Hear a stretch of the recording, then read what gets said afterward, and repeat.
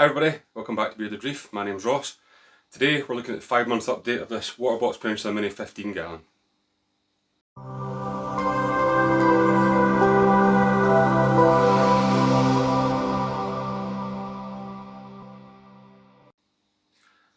Okay, welcome back everybody. Another month's passed, so just wanted to do another video for the 5-month update on the Waterbox Peninsula Mini 15. As you can see, it's quite a simple setup I've got. Running skimmerless, don't run a skimmer. Quite a basic setup. I'll run that through in a minute with you anyway.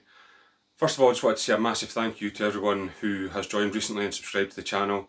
Really does mean a lot to me. You know, I know people say, can you subscribe and so on, but if you haven't already subscribed, if you could, that'd be fantastic. We'll take a quick look at the tank in a second. One thing I want to touch on first, you might have noticed I've got the Bearded Reef t-shirt on. So recently I've been doing some designs on some different t-shirts. I put some on the screen just now just to show you the kind of thing that I'm doing. Try to keep them a bit funny, a bit light-hearted, so you know, some of them are a bit kind of out there, a bit different. If you are interested in them, the t-shirts are all up on the website, which is at www.beardedreef.com. So if you want some of the t-shirts, like I say, there's a couple with the Bearded Reef ones on it, but the rest of them are all pretty funny ones, you know, kind of different things. So they'll all be on there. I've tried to keep the prices pretty reasonable, so if you're interested, have a look at that. Right, so without further ado, let's dive into the tank. We'll take a look, see what's been happening. Okay, so let's take a little look at the tank. As you can see here, I've had to move things about quite a bit from the last time we looked at it. The water looks a bit cloudy in the video, but it's actually not in person. It's really quite clear, to be honest with you, so I don't know why that is, but you know, never mind, we'll take a look. So down the front here, we've got the Fire and Ice Zoas. They've been a bit attacked by the snail, that's why they're not out. Then we've got the Aphrodite Zoas, I believe these are. They're looking really good actually, the colours are starting to come on really well with them, so quite happy with them. I think these are the radioactive dragon eyes. Then we've got the fake lime chilies up behind them. You can see some new heads on that, so I think there's 3 or 4 new heads. The Archaeos are doing really well. Then we've got the Blue Devil Zoas, they're looking really great. And then my scrambled eggs, now these seem to get pestered by the crabs a lot, that's why they're closed up a bit. And then a couple of new ones. So that's my big neon red mushroom that I've got, it looks really good. Again, it's kind of a bit deformed shape there, but so that's the another mushroom, I can't remember the name of that, I think it's the Vimto one. Wango Tango Zoas, Orange Oxide Zoas, some more of the radioactive dragon eyes, Florida Recordia mushrooms. I moved them again just to try and get them out of the flow a wee bit from where they were. And there's the Philly Tonga up the back, and the Duncan. So we'll move over the top, and there's the new torch. So I've put that up there, it quite likes that spot where it's at just now, so everything seems to be quite good with that, to be fair. And moving down, you'll see that I've had to move the tube anemone. Now it was getting very, very close to the mushrooms at night time when it was extended. I'll just show you this just now, but I've moved it around to this side. It's actually moved itself again, but it did move the first place it was and tried to attack the mushrooms, so I've moved it around to this side, and it actually seems quite happy here. Not too much flow, it seems to quite like it, so yeah, everything seems to be going quite well. You can just see the little oyster clam type thing on the side of the torch there, and there's one of the smaller mushrooms, the neon red one, and yeah, Zoa garden right there. Everything looking pretty good. Some of the zoas aren't fully open because the crabs, thanks very much to them, but the tube anemone is looking quite good. The colour on it doesn't do justice in the video, to be fair, but it does look really good when you see it in person, so yeah, I'm actually quite happy with that, to be fair. Let's back over the Zoa Island. There's the lava lamp mushrooms, the name of that one, sorry I forgot that earlier. One down the front there, but yeah, it's looking quite good. Clowns are really happy, they love it. So this is the feeding cup that I got from Lucid Reef, and the mushroom basket I got from Lucid Reef, so thanks very much to him for both of those. I'm not actually using them just now, just to get the mushrooms out of that, so they're just sitting there. And I can't quite get this to focus here, but I've got the diffuser back on that I got from Josh Rose Reef, so it's back on just now, just to try and see if I can get used to it. It was overheating with that on before, but it seems to be doing not too bad now, so happy enough with that. And just a couple of questions about the filtration that I run. Well, first of all, I've got that fan there, that's the new fan that I put in, but I don't really have a need for that, to be honest with you, it's just there just in case. Okay, back to filtration. So I run a very simple system. I don't run a skimmer, I don't run anything, so all I've got in the chamber there is some filter floss in chamber 1. Apologies to try to get this focus, but filter floss chamber 1, then I've got some max spec bio balls in that middle chamber in a bag there, you can't really see them very well. Some activated carbon in there as well, and then I've got my heater, my ATO, my return pump and my temperature sensor in that last chamber there. Yeah, just to give you a little top down view of this so you can see that. I actually quite like the top down view of this tank, it shows you kind of how big the mushrooms are as well and how the colours are doing, but yeah, there's still plenty of bare rockwork there, so a lot more space for me to fill. Again, I find it difficult to move away from the zoas and mushrooms. I mean, I know I should be branching out to LPS, SPS and so on, but I really like the colours of all the zoas and mushrooms and so on, so yeah, I find it hard to move away from them, so I'm not quite sure where I'll go next, but obviously I need to fill out a lot of this rock work. Want to let the tank remain stable for a while first before I start doing that, so hopefully it can remain stable where it's at and yeah, keep looking alright. But see, this is the Florida recordias, so they're doing quite well actually. I moved them a bit out the flow. You can see some new polyps coming on some of these zoas. And that big mushroom looks quite good, so yeah, I'm really happy with that overall. Frilly Tonga's looking good, Duncan's got a lot bigger. Can't really complain, to be honest. So yeah, that's just kind of a brief overview of the tank, where we're at, everything that's there. I'll put this pump back on, so that's switched off, so that's the pump back on again. Yeah, that's the tank, to be honest.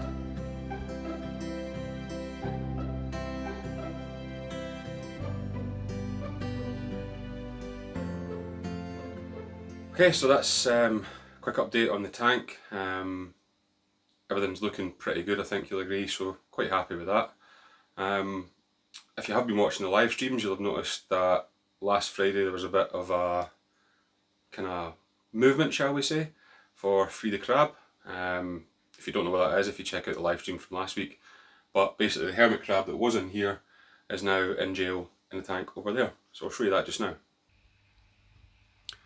Okay, so I've stuck the crab in this little, it was the actual hospital tank, but I'm now using it as a kind of quarantine, but stuck the hermit crab in there. It was a Halloween hermit crab. Now I did catch this eating my zoas and then dragging the mushroom across the sand, so it's in there for a bit of rehab out the way. I've just got a little cheap heater and a little return pump in there, some bio balls and so on, and I feed the crab some crab pellets now and then, so that is crab prison as we call it. So hashtag free the crab seems to be the thing going around just now. We'll wait and see. Okay, so that's the free the crab, as we call it. So that's the crab that's in jail just now. That's the little quarantine tank type thing. So anyway, yeah, couple of other things I want to touch on in this video. Usual kind of format, you know, some of the things that I've bought and so on. So we'll take a look at them and see what's been happening this month. Okay, so just one other thing I wanted to mention was the parameters on the tanks. Now, some people have asked what my parameters are on at, and up until now they've kind of been all over the place. So I haven't really mentioned it in videos previously, but I will now because tank seems to have, touch wood, stabled out a little bit. I know I probably shouldn't say that, it'll end up all over the place, but touch wood, it seems to be going okay just now. So as I would expect, the ammonia and the nitrite are both at 0. My nitrates run at 10, so I keep this tank at 10. Now, like I said, I do a weekly water change and so on. I don't run a skimmer, I don't run anything like that, and it seems to be fine. So nitrates are 10, phosphates are 0.03. Again, really happy with that, seems to be quite stable with that one there. No issues whatsoever. My alkalinity, now that sits round about 8.3 give or take. Again, all these tests are done using the Salifert test kits, so that's what I've been using for it, and it seems to be sitting at 8.3. So, you know, I'm relatively happy with that. I think that's quite a good one. Stability is the key, like we've said. I mean, it's been mentioned in the live streams, don't go chasing parameters, you know, just once you can get it stable, then that's brilliant. So, yeah, 8.3 for that. Now, my calcium sits around about 440. Again, happy with that. That seems to be a stable level. And my magnesium about 1300. Now, I did aim for a slightly higher magnesium level than that, but 1300 I'm happy with. I do my water change on a Sunday and I do my water testing on Wednesday. So, you know, I'm testing it kind of midway through the week, and that's the levels that I'm getting. My pH sets about 8.2, my salinity is 1.024, and my temperature is 25.4 just now. I've got my controller set at 25.5, so it fluctuates around about that. That is my parameters for this tank. Like I say, I'm happy with that. Everything seems to be going okay so far anyway, touch wood. And the tank looks healthy enough. So yeah, that's my parameters. Now we'll move on and take a look at some of the products and so on that I've got this month. Okay, so first thing I want to say is a massive thanks to NT Labs. They've actually sent me out some of their test kits. I don't know how well you'll see them, but that's the test kits that they've sent me out. So, as you know, I use the Salifert test kits. NT Labs have sent out these marine test kits. So they do pretty much everything that they say they're going to do, all the instructions on the back and so on. Now, I won't really go into much detail on these just now. I do have a video coming up that'll run through all these just to show you what they're like, a kind of comparison, how to use them and so on. So we'll go through that. If it's something that you like, fine. If it's not, then continue using what you use. But I quite like these actually, they're quite good. So yeah, that's going to be a video coming soon, so keep an eye out for that one. Okay, next thing, a couple of people have messaged me asking about calibrating the refractometers. Now, what I use is the Salifert Refracto Check, I think it's called, yeah, Refracto Check. Now, don't let the box fool you. This is actually a tiny little bottle here, so that's what you get. Don't worry, it is enough to last a long time. So it is really simple to do. A couple of drops of that on it. Yeah, so this is the it's the 35% solution that's in this. Sorry. So yeah, you just a couple of drops on there and adjust it to it. It is very simple. If you want me to show you how to do that, I can do. But I think everybody should manage that on their own. So not that difficult a thing, but worth getting. I think it's only about £8 or £9 for that box. So yeah, definitely worth doing. Keep your refractometer in check, means your salinity's fine. Okay, so back to talking about calibration again. Now, this is for your TDS calibrations. So if you've got a TDS meter on your RODI unit like I do, you're going to want to check that every now and then. Now mine's just reading 0, I haven't checked it, this bottle hasn't been opened yet. I bought this with a view to checking and calibrating that. So I've got a little HM Digital inline meter on mine. It's got an in and out, so I will show you how to do that. I'll do a video coming up soon, how to do that one. As you know, calibration is my thing, I quite like doing that, so I'll do that. I'll run it through ways so that you know what to do yourself. Again, this isn't expensive, I think this was £9 for this bottle, should last a while. So yeah, we'll do a little calibration on that, but that's going to be a future video. I'm not going to do that in this one because it will drag on too long.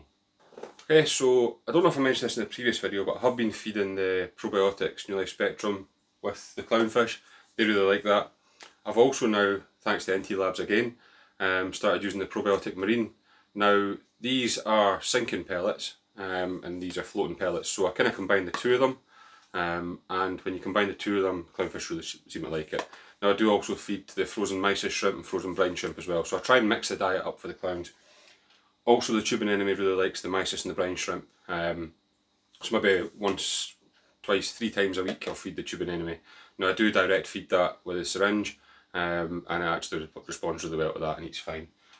The clowns will pick up anything else that's floating about the tank and, you know, anything else that's there. So that's my kind of main food for the clownfish. A couple of people had asked that, so yep, that's the 2 dry foods that I go for and the frozen. Now I did try the flakes, but the clowns just wouldn't touch the flakes, so I've left them with that. You know, they're happy enough as it is. So next thing I want to mention is a big thanks to a channel actually in America called the Coral Reef Talk. They sent me this New Life Spectrum reef cell. So a sample of that. I'm not going to open it because it absolutely stinks, but you know, this is coral food mainly for SPS and so on, but any kind of filter feeding. But sent me over this, which again haven't tried yet. Also 2 little samples of the reef cell. Don't know if you can see that. Plankton feeding reef fish, these 2 are, and then just some more of the coral food there. So massive thank you to Coral Reef Talk. If you don't follow them, check them out on YouTube. Great channel there, so I'll link that in the description below. Thank you very much. Again, I think I mentioned it earlier, but I just want to say massive thanks to Lucid Reef. Now, Lucid Reef made me the feeder cup that I've got in there, 3D printed feeder cup, and the mushroom basket. There's nothing in the mushroom basket just now. I did use it previously, but it's in there now. So yeah, massive thanks to Lucid Reef for them. They look really good actually, they're in the tank and working perfectly. So thank you very much. Couple of other things. One last thing to talk about. Aiptasia X. Now, this hasn't been opened. I bought this and didn't actually end up using it. Now, story behind that, like I said, I did mention it earlier. The colony at the front of the Fire and Ice Zoas, did notice a little Aiptasia in that. Fortunately enough, I didn't need to use this. I was able to lift a bit of rock out and actually take the colony off. So it was on top of the rock. I managed to take that off. And the bit of Aiptasia was underneath it. So I just used tweezers, pulled that all out, scraped it all off the rock. Everything good.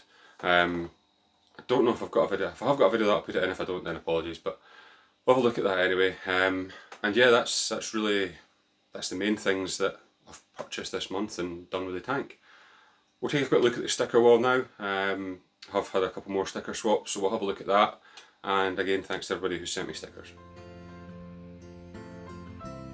Okay, so just a quick little look at the sticker wall. You can see I've added quite a few new stickers here. If you see your sticker, then let me know. Thanks very much for trading them. But yeah, I've stickers from all over the world here. Really appreciate everyone of you that's sent me stickers, done sticker swaps and so on. Yeah, it's something that I wasn't really expecting when I got into this hobby, to be swapping stickers with everybody, but seem to have done quite a few now. So massive thank you to everybody who has sent me stickers and has done sticker swaps. I do still have some available if anybody's looking to swap some, so get in touch. Okay, so that was sticker wall. One final thing, I do have the giveaway still running. It's over on Instagram if you take a look at that.